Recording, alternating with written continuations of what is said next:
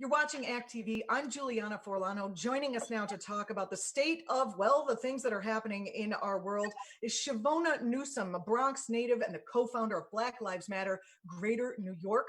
She's a civil rights leader at the forefront of the new civil rights movement and a former financial advisor at New York Life. Not only that, but Chivona is running for office in the Bronx. She's running for Senate. Chivona, thank you so much for joining us today.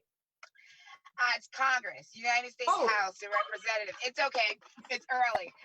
Yeah, I blew it. It's okay. Because it was so last minute. I couldn't get your bio loaded into the teleprompter. It's okay. I'm happy that you guys reached out. It's been a crazy, it hasn't even been a week yet, honestly, since George Floyd was murdered by the police department out there. I was on the ground in Minneapolis on Friday to Sunday. We had to leave. We saw what was happening in New York, and also we were being hunted down. The local media stations out there were asking that the local people report organizations, especially Black Lives Matter Greater New York, where our hotel was and what kind of vehicle we were in. They were trying to blame the riots on organizers who came to stand in solidarity. Black Lives Minnesota had actually invited us out. So it was a little bit of a movie to get back to New York. It's really weird because there are outside agitators, mostly white, going around smashing windows after dusk. And how come they are chasing people who are part of the same movement as opposed to spending their efforts chasing people who are causing havoc, who are actually against the cause of stopping police brutality? Curious. I guess that's one of their strategic steps in systemic oppression. You want to silence leaders. You cut off the head of a snake. Like, that's how you stop a movement, by stopping its most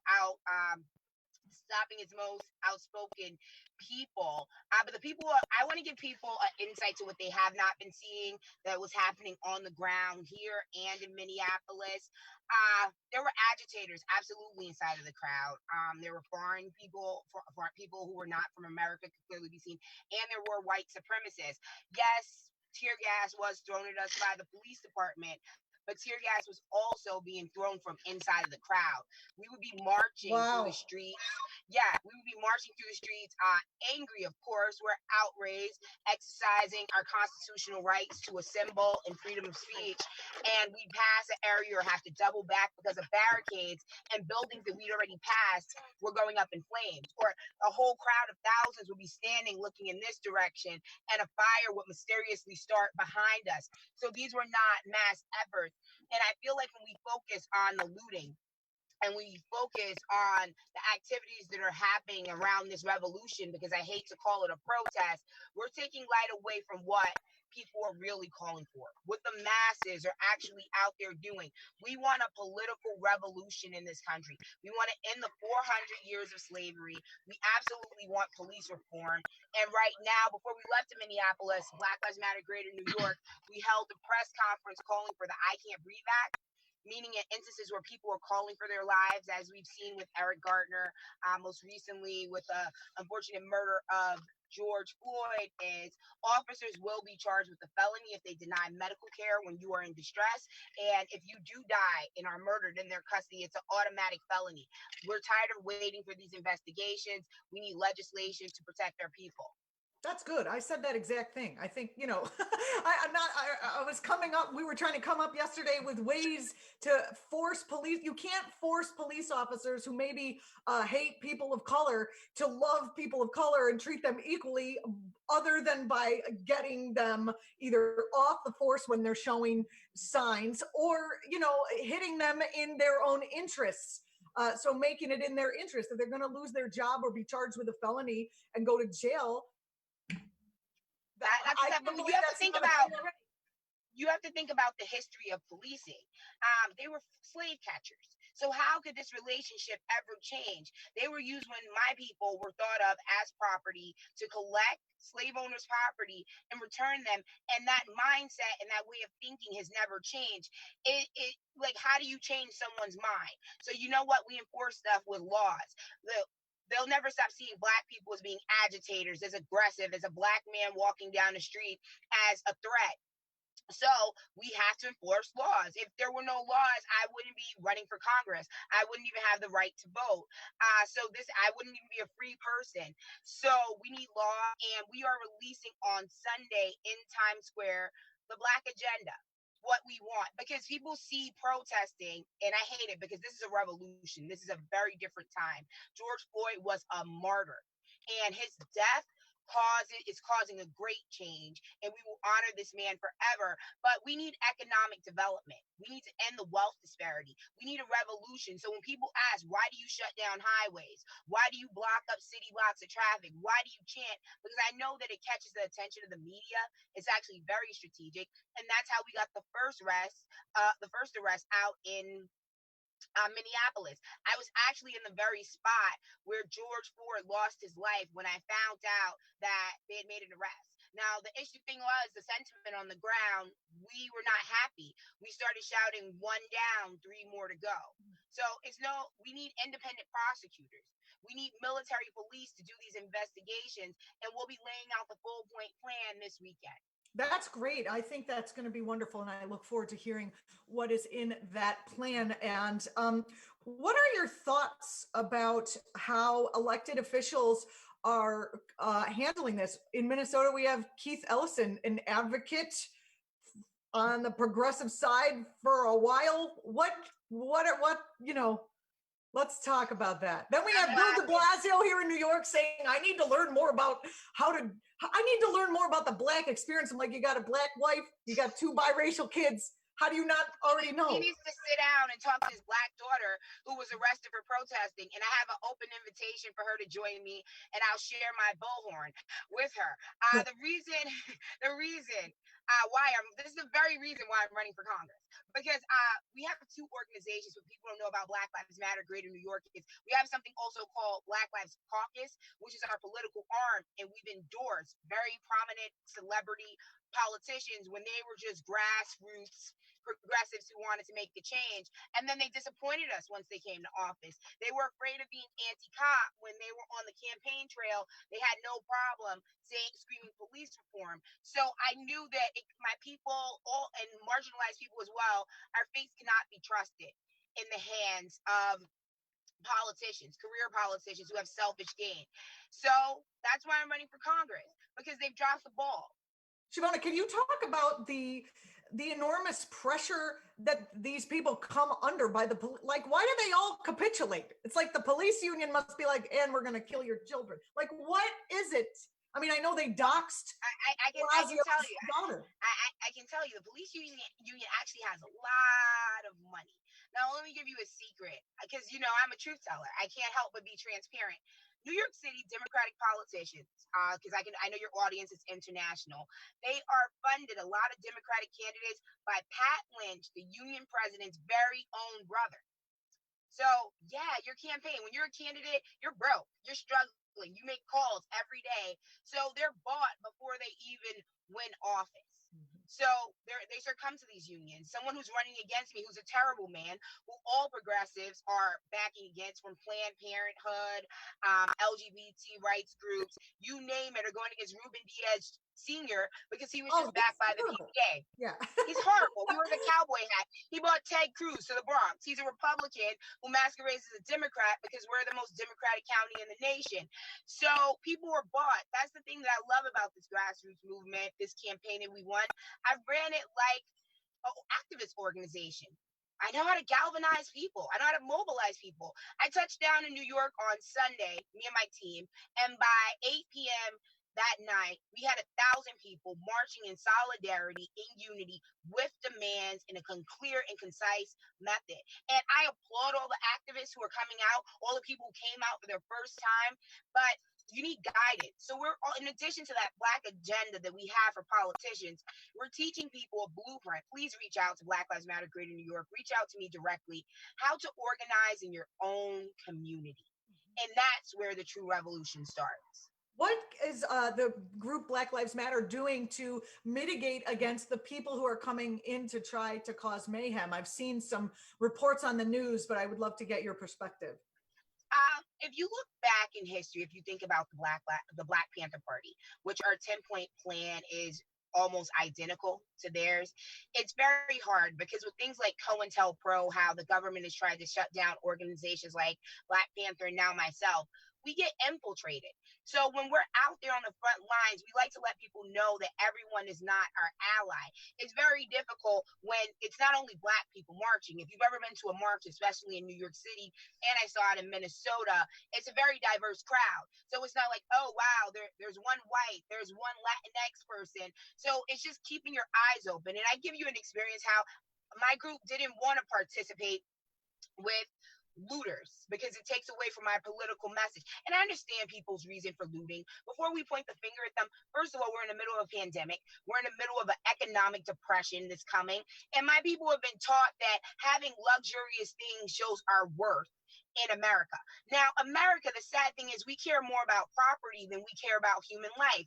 If you think about the founding doctrines, it said life, liberty, and property. We switched it over to happiness, but people took more notice when property was being destroyed. But that's not what I don't want my message to get skewed, and I feel responsible when people are marching under my banner. So I would just hold up my lines. It's people who are riled up and want to do crime and want to do these things. They're not going to stand in formation. They're not going to relax. They're not going to listen to directives and order. So we saw them easily break away from what we were doing. But I understand their frustration. People were poor and hungry. What I'm in the car right now doing is the People's Food Program, while other members of my organization are in the Bronx cleaning up what what the violence left behind. So I've fed 6,000 people by hand since COVID has stopped. We just have to keep working. We just can't focus on what others are doing and keep to our political agenda. Chivona, what I've heard is that it's really like these agitators who are breaking the windows.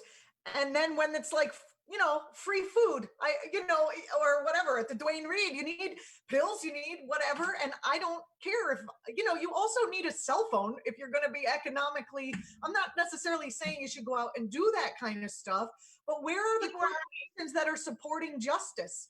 I'm sorry, but you see like somebody, you're probably not going to get behind what I'm about to say, but you see the Apple store get smashed and you see them lose some of their stuff, and the Apple store like builds that stuff on the backs of slave labor in another country. You know what I mean? Yeah. Like that's capitalism. Just saying. It's complete capitalism. Yeah. It's just complete capitalism. And the thing is, like, yeah, I understand the symbolism of burning down a structure. Like we were out in Minneapolis and Wells Fargo burned down. The indigenous people were very happy to see it burn by the damage that the pipeline caused them. Like indigenous people were on the front lines. Yeah. Now, And I believe isn't Wells Fargo responsible, like almost hands down, for the homelessness or tossing people out of their homes in 2008? Yes. They were like, absolutely. So people cheered when that fire was ablazing. But these are just things that happen on a way. I hate to say it, these properties, it's not human life being lost. The human life being lost is actually at the hands of police departments. So I was a financial advisor. I slung insurance. These people, like these buildings and these properties that everyone's making a big, huge deal about, they will be overly compensated about 10 times the worth of their actual business. No amount of money can bring back the life of George Floyd. So forgive me for not shedding a tear that a billion-dollar company went up in flames. I'm sorry, it's not going to move me when I was out there crying and holding hands and praying for people in Minneapolis, when I'm leading people to justice, me and my team in New York. So no, I'm not going to cry over a burnt down property. I love it. I hope yeah, good. Let's clip this thing and get it all over the internet. Candidate for Congress is not going to cry over a burning bank. That's, oh boy. You're saying like people are clutching their pearls at the burning of, a friggin' Papa John's, but they're not clutching their pearls over the televised murder of a human being. Absolutely. And people love to highlight these things because it discredits from what we're actually doing. Most organizers and people who are on the front lines and out there, they've been doing this for a very long time. And to the amazing people who come out and who get off the couch and who spark the revolution, I applaud them, and they're courageous. And this is how things have changed. And if you look at history, look at the civil rights movement. Those men in those green uniforms with the big guns, that was the military. It's not the first time that this has happened to civil rights activists. This is our history. But to make change, unfortunately, buildings are a casualty of war. Forgive me. When we went into Iraq, when we went into Afghanistan, I saw a lot of buildings burning and smoking when America was bringing its democracy there. So no one discredited America for that. Your thoughts about how Trump is basically saying you should kill protesters and calling in the military? I know you just touched on Trump, that. Trump, yeah, I actually saw his CNN thing, and I'm not sure if you heard his MAGA night comment. I was in my hotel room watching CNN, of course. He has done nothing but divide our country.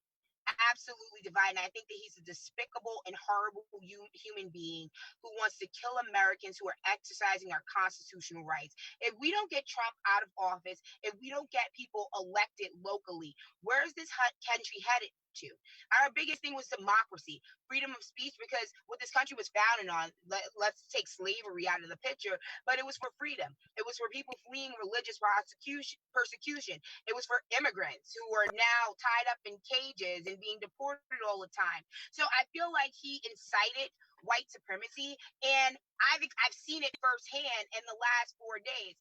White men with German shepherds, young white kids with glass bottles in their hands walking alongside us who are not a part of the movement. He's ignited MAGA, and what I've come to the conclusion is that the KKK has just changed uniforms. Instead of wearing white sheets and triangle hats, they're currently wearing red MAGA hats. And he is their grand master, or whatever that evil hate group tends to call themselves. He is their leader.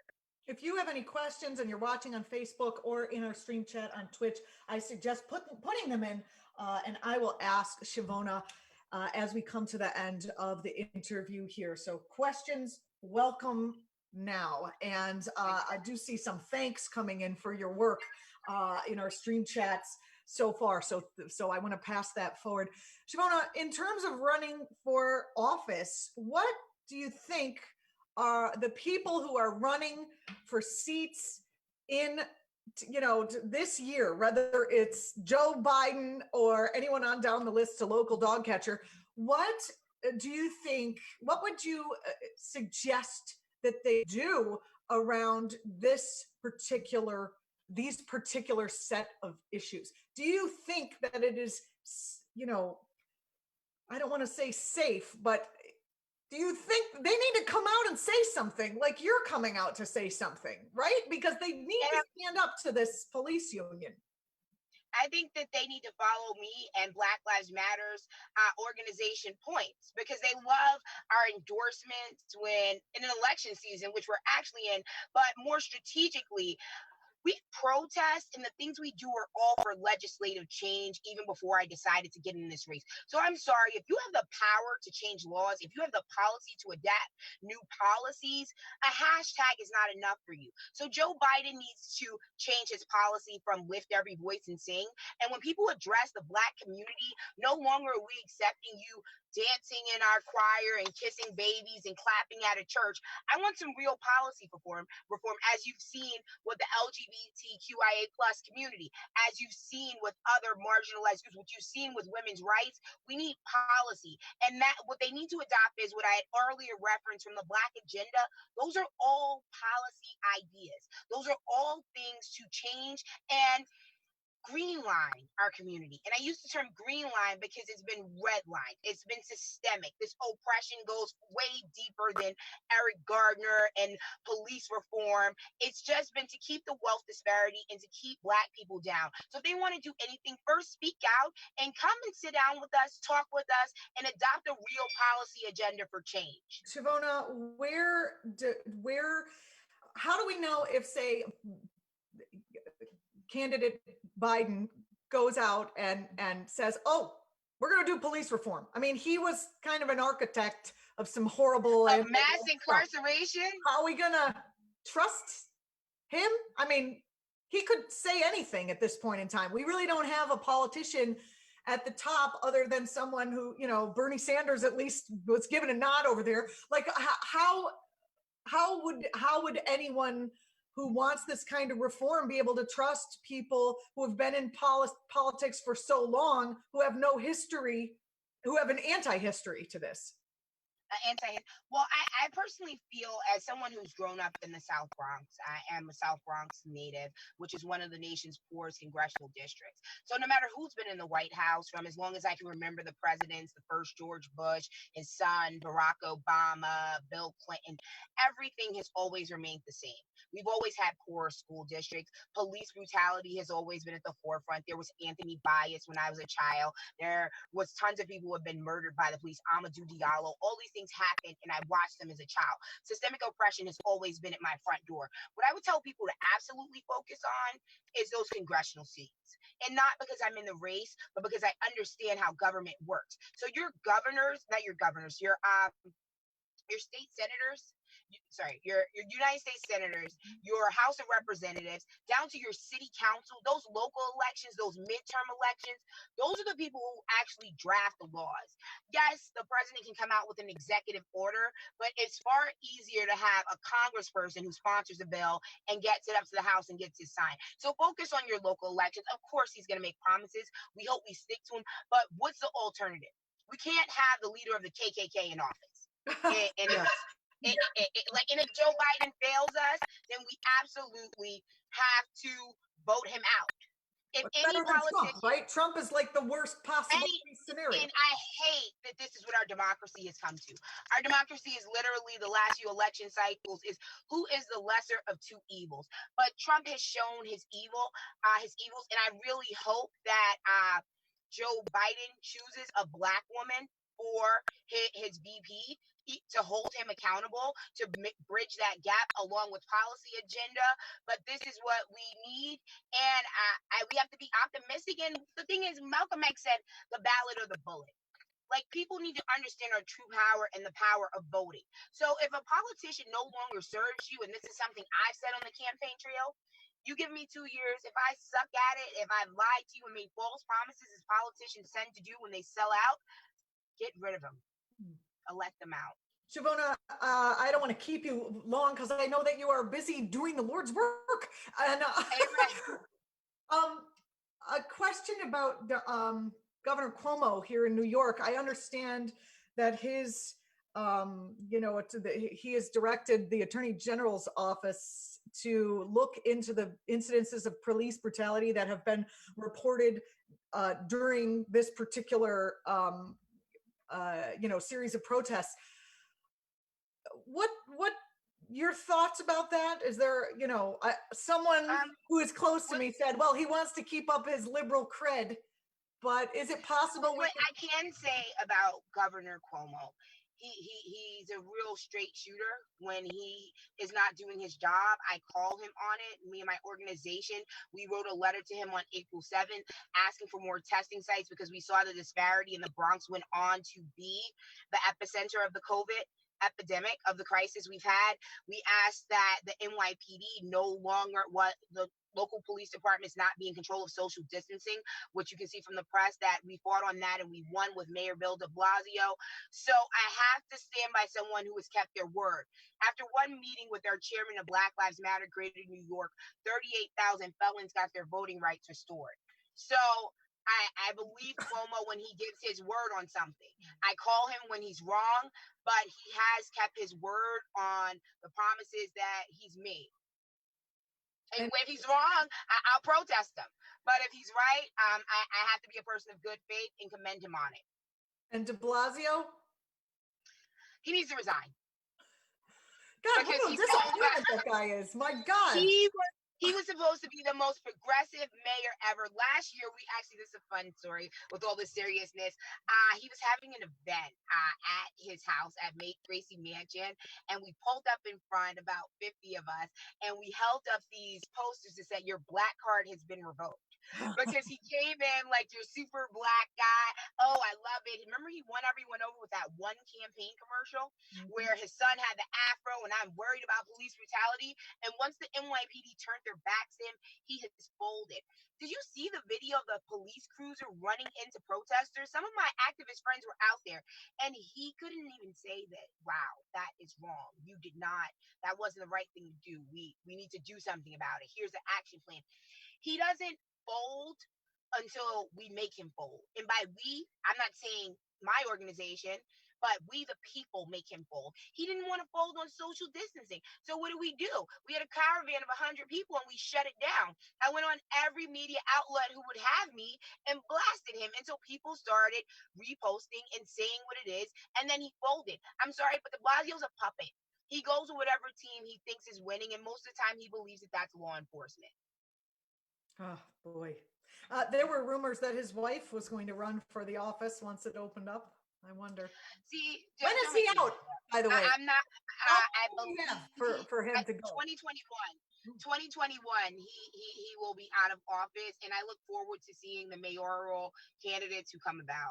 Well, you're not going to lose your seat, so I'm sure once you have the bully pulpit, you will be able to affect our mayor's race, and we'll appreciate that. But if for some unknown reason you get toggled out of that seat, perhaps you should consider a run for it. For mayor, wow, that's kind of big. That's kind of big. AOC is in the Congress, right? This is, we don't have to wait in line anymore. Fuck it. I don't wait in line. And what I've come to realize on this campaign, when they told me to wait in line, someone literally told me to work in the kitchen, to start in the kitchen. Yeah. I realized that they don't want to give me a seat at the table. They'd rather I serve and set it. So I just build my own tables. Juliana, you're thinking too far ahead. Let me focus on the next. How many days, guys, do we have? We have about 20 more days until election day. That's all I can focus on. Well, in social justice too. It's been crazy. Can you imagine campaigning and leading a revolution? Like, yeah. So it's like your own makeup. It's either do that or be depressed, right? What are you going to do? You're right. When the quarantine first started, and there was no action, there was not like, yeah, I was a little down in the dumps. Like, this makes me happy. You're on here. You're not asking for us to do anything, but I'm assuming that your campaign could use some financial and otherwise support. How can people support you? Go to my website, Chivona Newsome for Congress.com, and you can donate. And you can also donate to Black Lives Matter Greater New York. Because what we have been doing, we haven't had any political help. We haven't had any corporate help. And we've raised about $40,000 to feed people during the corona crisis. And we're also doing bailouts and marches. So choose one or the other. Either way, it's all serving the people. Choose to donate for Chivona Newsome for Congress or Black Lives Matter Greater New York, wherever your heart leads you. And please continue to share the message, because people don't value the importance of social media. If one woman wouldn't have uploaded George Floyd's unfortunate murder, the world would not be on the verge of a revolution. So be vigilant, keep sharing, donate your time. And activism, what I want people to know, you don't have to be on the front lines, everyone screaming at police and doing what I do and me and my team does. But there's ways to serve your community. Like today, when we're doing a people's food program, we're out to go pick up a truckload, fill this truck with food. We have another member of the team cleaning up our community. So there's so many ways that you can do activism in terms of inspiring, uplifting your community. Find out what works well for you. We even have artists who use their art form to help with the movement. Do what you're good at and use it to serve other people. Chivona Newsome, thank you so much for being on our show. I really appreciate it. People are showing love in our stream chats and our comments. Go show some love at Chivona's website, and we really look forward to hearing more from you. I'm just really glad that the only thing is, can I have at least like an hour and a half notice so I can put on makeup and like a real shirt? I am so sorry, but yes, we were like, can we get Chivona Newsome? I was like, call Chivona. I want to hear what she has to say about what's going on. And my producer was like, we're all booked for the week. And then when someone fell out, I was like, call Chivona right now. So I got you. We've been tight for a while now, and that's what friends are for. I'll always be here. And thank you for being unapologetic and telling the truth. What you do is important, because we know how, I hate to use a Trump quote, we know how fake news can be, and you're a truth teller, and you always have been. So much success to you, and I'm grateful to know you. Thank you. So that is nice, Chivona. I appreciate that a lot. All right. I will talk to you soon. Maybe you can come on next week again and keep us updated. 2-hour notice. Just give me a 2-hour notice. And I I'll will be have there. Alana email you. And because I really would like to talk to you about the list of demands that are going to be coming out on Sunday. Maybe you They're can going to be come on great. Monday. I'll come back and talk about them. Absolutely. I love to. Thank you so much. And keep doing the great work that you're doing. I Will appreciate do. it.